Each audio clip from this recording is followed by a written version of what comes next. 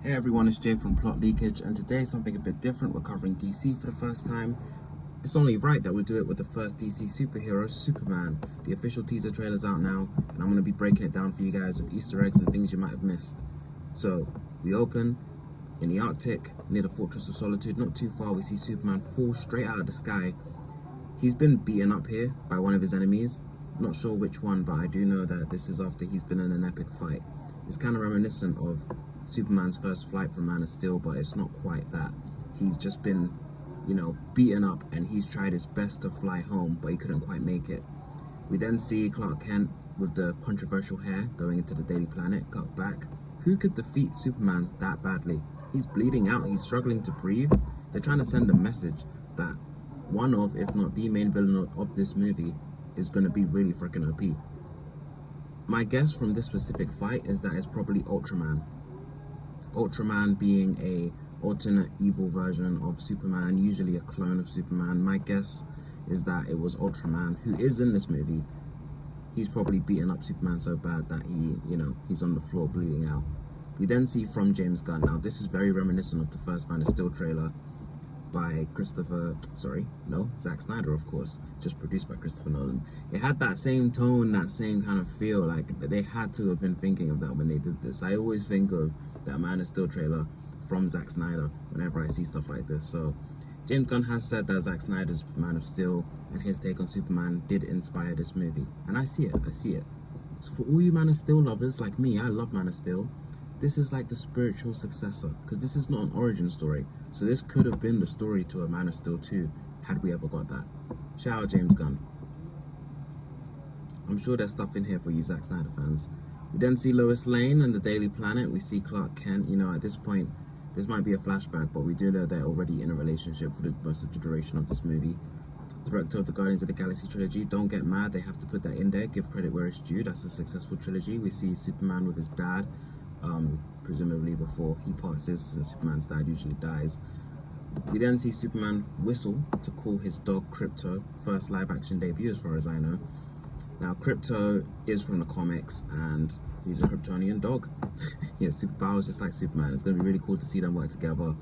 It's like a sidekick, and it's really cool. Sidekicks are cool, and I think they're underrated, so it's really cool that this movie has an actual sidekick. I hope the Batman 2 introduces a Robin.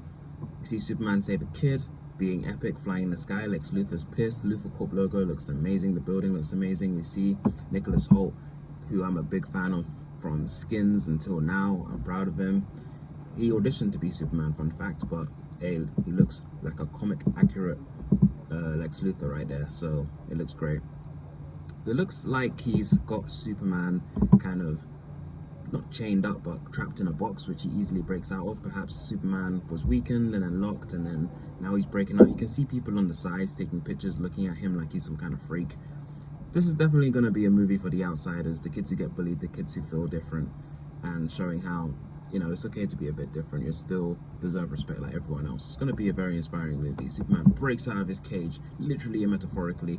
Now, there were long-time rumors of this movie, including some kind of Middle Eastern conflict that Superman gets involved in. That could be why in this movie he's seen as a controversial figure in terms of America doesn't want, its citizens like Superman getting involved in other nations' business. But this kid is desperate. In the middle of a war-torn country, he's calling for Superman's help. I don't think this will be in the Middle East due to controversies in real life.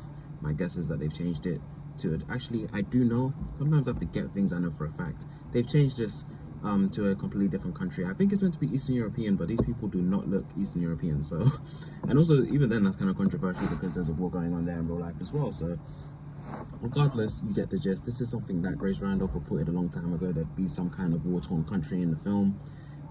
James Gunn actually said that was BS, but we can see it here, so she was right. In fact, quite a few of the rumors and leaks were true, including an upcoming Godzilla fight that I heard rumors about. So we see Superman's, getting shit thrown at his head.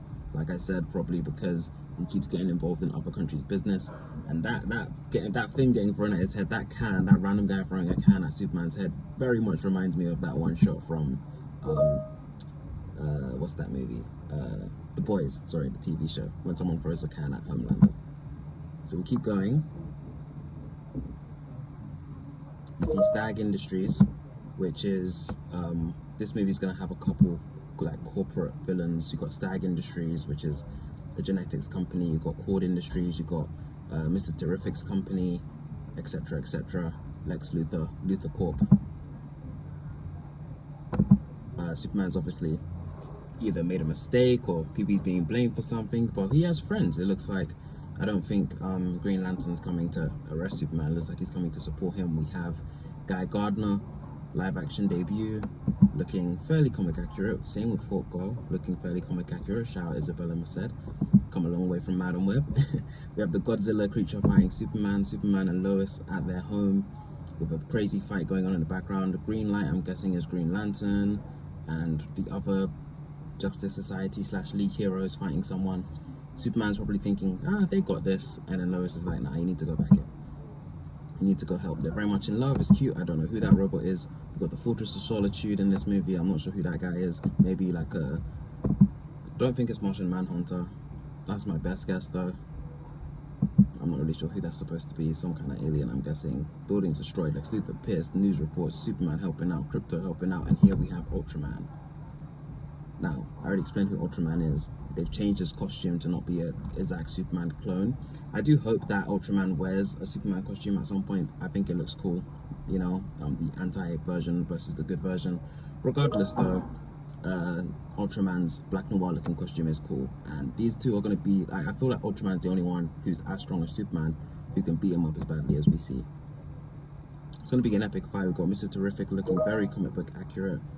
And then that's the trailer. So I'm very excited for this movie. I can't wait. You know, I'm a Zack Snyder fan. I love Man of Steel, but I'm a huge James Gunn fan. I love Guardians, so I'm very excited for this movie. Let me know what you guys think in the comments below. Don't get too angry. The movie's gonna be great, guys. I promise. We'll all love it. I love the John Williams theme. It's really cool that they brought that music back. Let's go.